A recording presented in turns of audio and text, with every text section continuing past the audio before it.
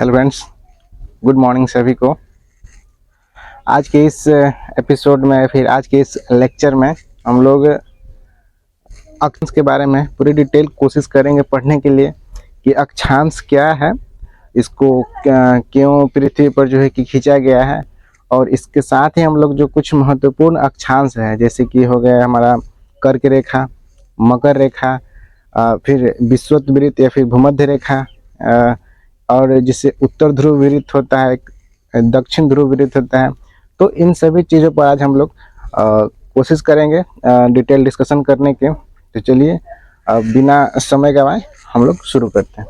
तो देखिए, सबसे पहले हम लोग ये जान लेते हैं कि दरअसल इस जो पृथ्वी है, पृथ्वी पर अक्षांश और देशांतर जो रेखाएं खींची गई हैं, इसके पीछे का जो है ना मूल कारण क्या है। जो पृथ्वी पर अक्षांश और देशांतर जो रेखाएं खींची गई हैं, उसका मूल कारण क्या है ना। तो देखिए, इसका मूल कारण यही है ना कि इससे पृथ्वी पर किसी भी स्थान का हमको एग्जैक्ट लोकेशन पता करना है। किसी भी स्थान का जैसे पता करना है कोई जगह पर, जैसे मान लीजिए हमको लंदन में जाना है तो उसका पता होगा तब ना हम जाएंगे। उसी प्रकार हमको पृथ्वी पर भारत में जाना है, तब भारत का लोकेशन पता होगा तब ना जाएंगे। या फिर हमको जाना है अमेरिका जाना है, तो अमेरिका का लोकेशन हमें पता होगा तब तो जाएंगे। तो समझ लीजिए कि अक्षांश और देशांतर जो है ना, एक तरह से लोकेशन का काम करते हैं, पता का काम करते हैं।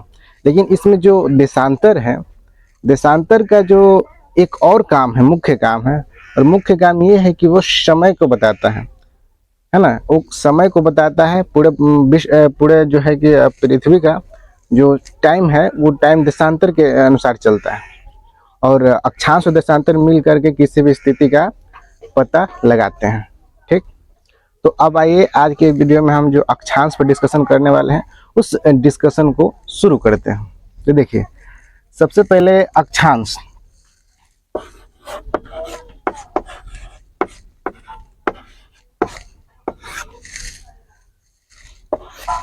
अक्षांश होता क्या है, सबसे मेन पॉइंट अभी ये है कि अक्षांश होता क्या है। तो देखें, अक्षांश का जिसे देखिए, अक्षांश का सीधा मतलब ये हो गया कि पृथ्वी पर एक काल्पनिक लाइन खींची गई है भूमध्य रेखा के समानांतर। इसका डेफिनेशन अगर हम लोग बात करें तो पृथ्वी पर भूमध्य रेखा के समानांतर। अब भूमध्य रेखा कौन सा होगा, तो भूमध्य रेखा देखिए, ये बीच वाला जो रेखा जाता है ना, ये बीच वाला 0 डिग्री, ये जो रेखा है ना, इसको बोलते हैं भूमध्य रेखा। तो भूमध्य रेखा के समानांतर इसके उत्तर और इसके दक्षिण में, ये हो गया नॉर्थ साइड यानी कि उत्तर, और ये हो गया साउथ यानी कि दक्षिण।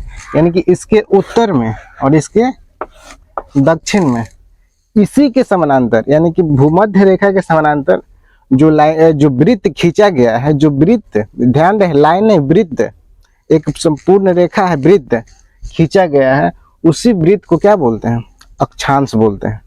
एक बार फिर से इसको सुनिए और समझिए। ये जो भूमध्य रेखा है, ये हमारा जो भूमध्य रेखा हो गया, इसके इधर साइड में उत्तर हो गया, और इधर साइड में क्या हो गया, दक्षिण। तो इसके उत्तर में तथा इसी के दक्षिण में इसी के समानांतर यानी किसके, भूमध्य रेखा के समानांतर खींची गई वृत्त। ये जो आपको दिखाई दे रहे हैं, एक लाइन नहीं है बल्कि एक वृत्त है, पूर्ण एक वृत्त है। यहाँ पर 3D बोर्ड नहीं है या फिर 3D कोई व्यवस्था नहीं है, इसलिए हम इसको दिखा नहीं पा रहे हैं। लेकिन ये 3D अगर रहता तो हम इसको दिखाते हैं कि ये पूरा जो है ना एक वृत्त है ना, ये चारों तरफ घूमेगा गोल, ये वाला लाइन। तो ठीक इसी प्रकार से जो वृत्त है ना, उत्तर और दक्षिण में इसी के समानांतर खींची गए हैं, और उसी वृत्त को हम क्या बोलते हैं, उसी वृत्त को हम लोग बोलते हैं अक्षांश रेखा, अक्षांश या फिर अक्षांश रेखा। अब देखिए, अब ये तो समझ गए कि अक्षांश क्या है। अब मेन पॉइंट ये है कि इस पृथ्वी पर टोटल अक्षांशों की संख्या कितनी है। ध्यान रहे, हम जो बोल रहे हैं, शब्द बोल रहे हैं कि टोटल अक्षांशों की संख्या कितनी है, अक्षांश बोल रहे हैं। तो टोटल अक्षांशों की संख्या देखिए, टोटल अक्षांशों की संख्या है 181 को।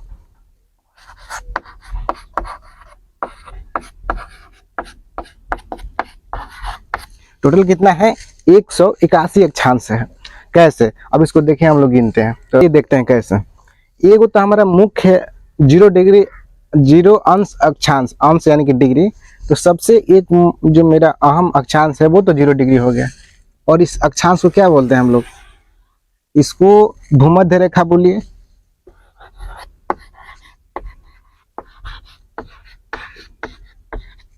भूमध्य रेखा बोलिए या फिर विषुवत वृत्त बोलिए।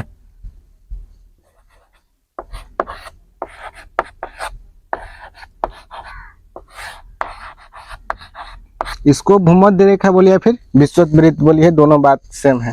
तो ये एक मुख्य अक्षांश हमारा ये एक हो गया 0 डिग्री यानी कि भूमध्य रेखा। तो हमको कितना पुराना है, हमको टोटल 181 अक्षांश पुराना है, ध्यान रहे। तो जो 0 डिग्री है इसके उत्तर में 90 अक्षांश खींचा गया है। कितना, 90 अक्षांश इसके उत्तर में। इस तरह से जो वृत्त अक्षांश जो वृत्त है ना, इस तरह से करीब 90 को खींचा गया है, करीब नहीं टोटल 90 को है उत्तर में। इस तरीके से टोटल यहाँ पर कितना पुरता है 90 डिग्री, 90 डिग्री उत्तरी अक्षांश, ध्यान रहे उत्तरी अक्षांश।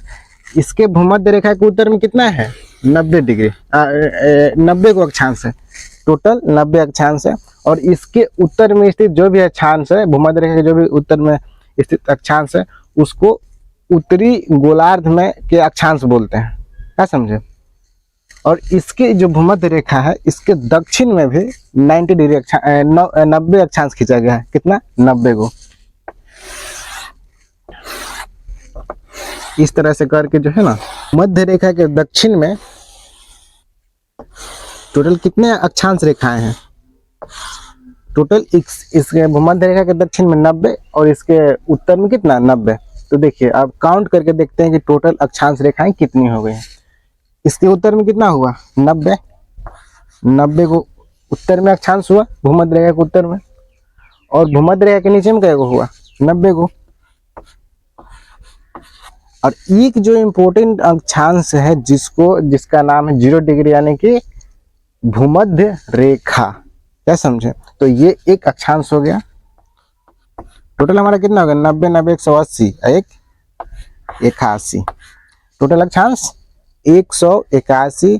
इसको ध्यान रखिएगा, अक्सर सवाल में पूछ लिया जाता है कि टोटल अक्षांश की संख्या 181 है। और ये अक्षांश कैसे है, जैसे कि यहाँ पर देखिए 0 डिग्री हो गया, 1 डिग्री 2 डिग्री 3 डिग्री 4 डिग्री, ऐसे ऐसे बढ़ेगा कितना 90 को। और ठीक उसी प्रकार नीचे यानी कि भूमध्य रेखा के दक्षिण में यहाँ पर 1 डिग्री 2 डिग्री 3 डिग्री 4 डिग्री, ऐसे ऐसे कितना जाएगा 90 डिग्री तक, क्या समझे 90 डिग्री तक। अब देखिए, अब ये तो हो गया अक्षांश। और एक सवाल अक्सर जो है कि कोई भी एग्जाम्स हो उसमें पूछ लिया जाता है इन दोनों में कंफ्यूज करके कि टोटल अक्षांश कितना है और टोटल अक्षांश रेखा कितनी है। ये बहुत इंपॉर्टेंट पॉइंट है। अक्षांश तो हम लोग को पता चलेगा अक्षांश 181 है, लेकिन अगर पूछ दिया जाए कि अक्षांश रेखा कितनी है तो देखिए अक्षांश रेखा में जो है ना इसमें कमी आ जाती है। अक्षांश तो टोटल 181 है, लेकिन अक्षांश रेखा की अगर जब बात करेगा तो कमी आ जाएगी। जैसे कि देखिए टोटल अक्षांश रेखा की अगर हम लोग बात करें तो इसमें 2 की कमी हो जाती है। कैसे, जैसे देखिए भूमध्य रेखा कितना है, भूमध्य रेखा के उत्तर में कितना है 90, लेकिन जो 90 डिग्री अक्षांश है, जो ऊपर वाला जो 90 डिग्री अक्षांश है, ये अक्षांश एक रेखा के रूप में नहीं है बल्कि किसके रूप में है, एक बिंदु के रूप में है। यहाँ पर जो है ना ये एक पॉइंट के रूप में है, बिंदु के रूप में है, ध्यान रखिएगा इस बात को। तो ये एक रेखा नहीं है। रेखा का मतलब क्या होता है कि जहाँ से शुरू हो रहा है घूम करके वहीं मिलेगा, एक साइड से शुरू होकर एक साइड मिल रहा है तो रेखा हो गया, लेकिन ये एक पॉइंट के रूप में है तो इसलिए इसको रेखा में काउंट नहीं किया जाता है। और ठीक उसी प्रकार दक्षिण में भी है, जो दक्षिण में भी 90 डिग्री जो अक्षांश है वो भी क्या है, एक पॉइंट के रूप में है। यहाँ पर पॉइंट के रूप में है, तो पॉइंट के रूप में होने के कारण इसको भी रेखा में काउंट नहीं किया जाता है। तो एक ये खत्म और एक खत्म, 2 खत्म। टोटल कै को हुआ, पहले अक्षांश 181 को था, लेकिन अक्षांश रेखाएं कितनी हो गई, अक्षांश रेखाएं 2 कम हो गई तो कितनी हो गई 179 गो। ध्यान रहे अक्षांश रेखा कितना हो गया 179 गो। यहाँ पर लिख देते हैं।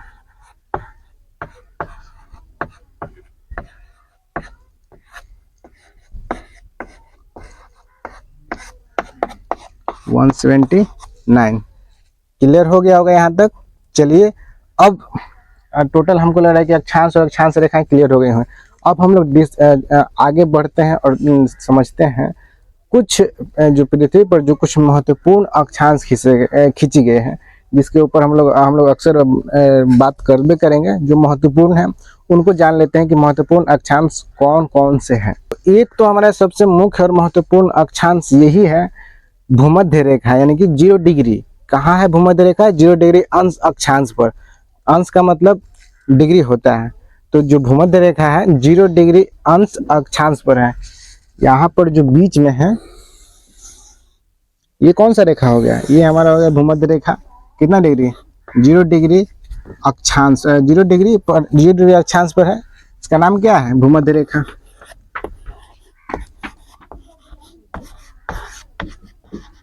या फिर इसको एक और नाम से बोलते हैं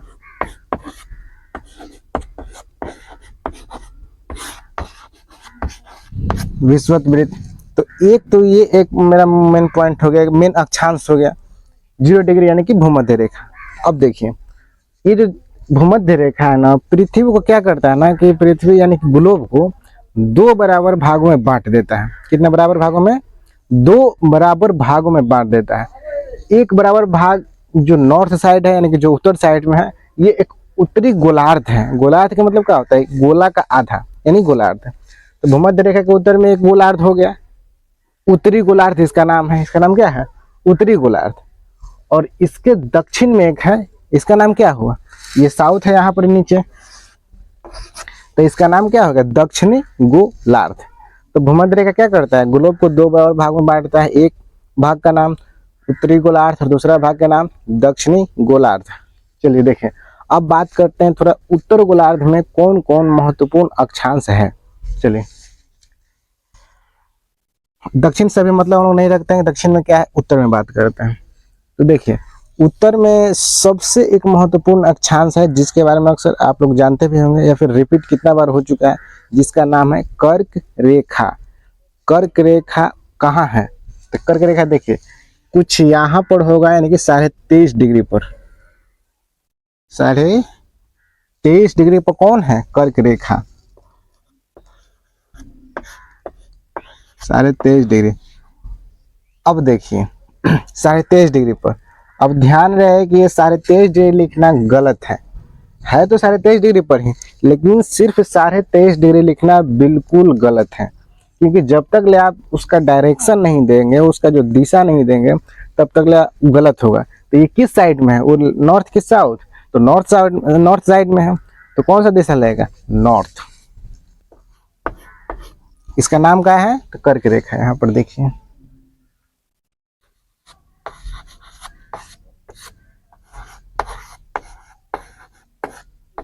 कर्क रेखा।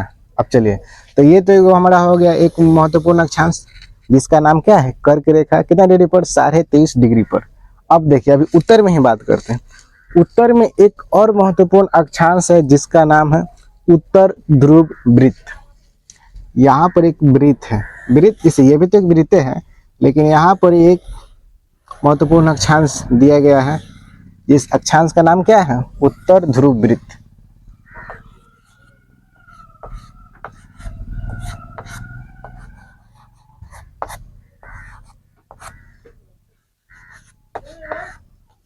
उत्तर ध्रुव वृत्त कितना डिग्री पर है? तो ध्यान रखिएगा इसको, 66.5 डिग्री नॉर्थ। ध्यान रखिएगा कि जो उत्तर ध्रुव वृत्त है, जो महत्वपूर्ण अक्षांश है, उसका नाम क्या है? उत्तर ध्रुव वृत्त। उसका नाम हो गया कितना डिग्री पर है? तो 66.5 डिग्री नॉर्थ। तो ये तो हो गया उत्तर का बात, यानी कि उत्तरी गोलार्ध का बात। ये जो भूमध्य रेखा बांटा 2 भाग में, तो ये तो उत्तर का बात हो गया, उत्तरी गोलार्ध का। अब बात करते हैं दक्षिणी गोलार्ध में। तो दक्षिणी गोलार्ध में भी सेम अक्षांश है।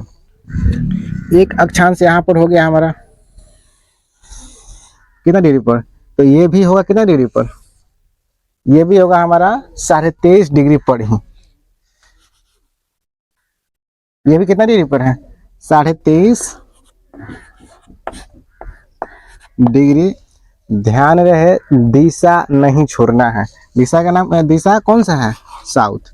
23.5 डिग्री साउथ डायरेक्शन में।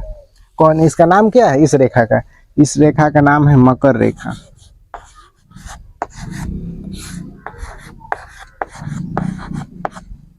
मकर रेखा, ये जो रेखा है 23.5 डिग्री पर, तो एक 23.5 डिग्री नॉर्थ में और एक 23.5 डिग्री साउथ में।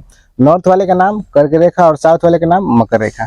और ठीक उसी प्रकार से उसी तरह एक वृत्त भी है जिसका नाम है,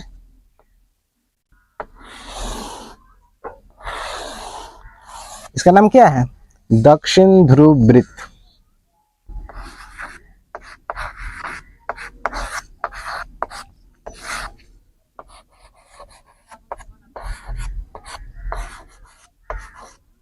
दक्षिण ध्रुव वृत्त कितना डिग्री पर होगा, तो उसी प्रकार से 66.5 डिग्री साउथ। ध्यान रखें, डायरेक्शन नहीं छूटना चाहिए, तो आपको एग्जामिनर छोड़ के चला जाएगा। डायरेक्शन किसी भी हाल में नहीं छूटना चाहिए, ये बात ध्यान रखिएगा। तो महत्वपूर्ण अक्षांश टोटल होगा।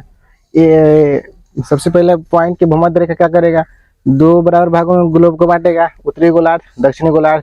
उत्तरी गोलार्ध में 2 को है इंपॉर्टेंट अक्षांश, एक कर्क रेखा जो कि 23.5 डिग्री नॉर्थ पर है, और एक है उत्तर ध्रुव वृत्त जो कि 66.5 डिग्री नॉर्थ पर है। नीचे देखिए, नीचे दक्षिण में एक मकर रेखा है, कितना डिग्री पर, 23.5 डिग्री साउथ में है, और एक है दक्षिण ध्रुव वृत्त 66.5 डिग्री साउथ में। क्लियर। आगे देखिए, आगे जैसे कि और पॉइंट है कुछ पढ़ाने की, लेकिन डिस्कशन उसके अगले वीडियो में हम करेंगे। लेकिन एक पॉइंट समझ लीजिए कि जो ये तो हो गया अक्षांश, महत्वपूर्ण अक्षांश इतना ही है, अब महत्वपूर्ण अक्षांश रेखा इतना ही है। लेकिन देखिए, ये वाली जो बीच का भाग है ना, पूरा 23.5 डिग्री नॉर्थ से लेकर 23.5 डिग्री साउथ तक, यानी कि कर्क रेखा से मकर रेखा के बीच, ये जो पूरी ये जो स्पेस है, इस स्पेस को हम लोग एक अलग नाम से बुलाते हैं, जिसका नाम है उष्णकटिबंध। क्या चीज, इस जो ये वाला जो प्लेस है, इस प्लेस को क्या बोलते हैं, उष्ण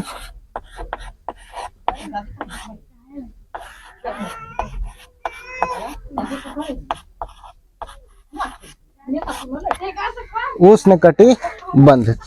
उष्णकटिबंध इसलिए इसको बोलते हैं क्योंकि यहाँ पर गर्मी बहुत ज्यादा होता है, गर्मी बहुत ज्यादा होता है।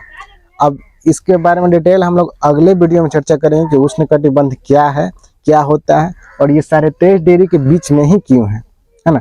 और एक और पॉइंट है, एक और जानने वाली पॉइंट है, ये वाले, ये तो हो गया उष्णकटिबंध का क्षेत्र। लेकिन जो ये वाला जो क्षेत्र है, इसको अलग हम दिखा दे रहे हैं।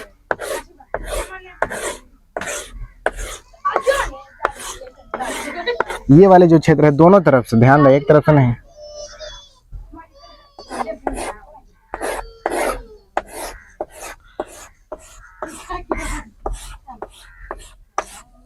ये वाले जो क्षेत्र है, इस क्षेत्र को क्या बोलते हैं, दोनों तरफ सेम है, ये नहीं कि ये अलग है ये अलग है, सब सेम है। तो इस क्षेत्र को बोलते हैं शीतोष्ण कटिबंध।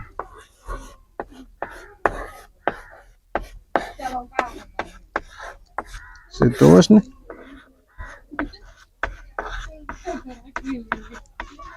कटिबंध। तो इसके बारे में डिटेल हम लोग अगले क्लास में चर्चा करेंगे कि ये रेखाएं क्या है, वो रेखाएं बोलते हैं। ये प्लेस कटिबंध क्या होता है, शीत कटिबंध, शीतोष्ण कटिबंध, ये सब क्या होता है, इसके बारे में अगले वीडियो में हम लोग डिटेल से चर्चा करेंगे कि क्या है। आज के लिए इतना ही रखते हैं। अगर आपको वीडियो पसंद आई हो तो लाइक करें, सब्सक्राइब करें, और अगर हो सके तो शेयर भी करें अगर पॉसिबल है तो। आज के इस वीडियो लेक्चर को हम लोग यहीं पर रखते हैं। तब तक के लिए जय हिंद।